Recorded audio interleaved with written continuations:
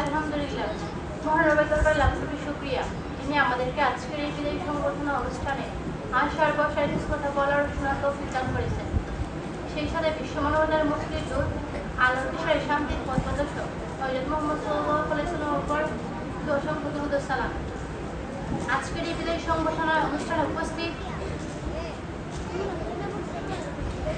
বিশেষ অতিথি ডক্টর মোহাম্মদ কামরুল হক, এমবিবিএস, বিশেষ স্বাস্থ্য এমডি, জাতীয় হৃদরোগ ইনস্টিটিউট ও হাসপাতাল, ঢাকা।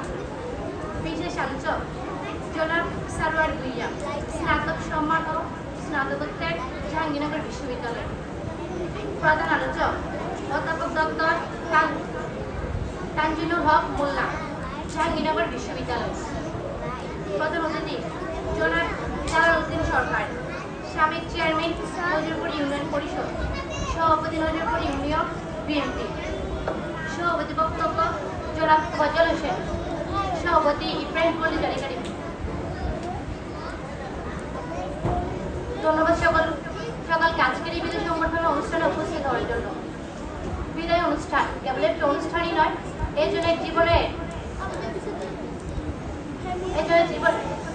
জীবনে সমাপ্তি এবং নতুন এক অধ্যায় সূচনা।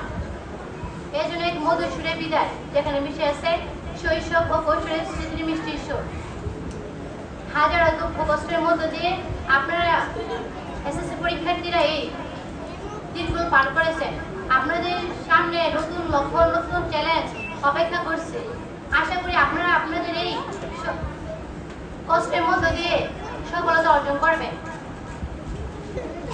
ধন্যবাদ।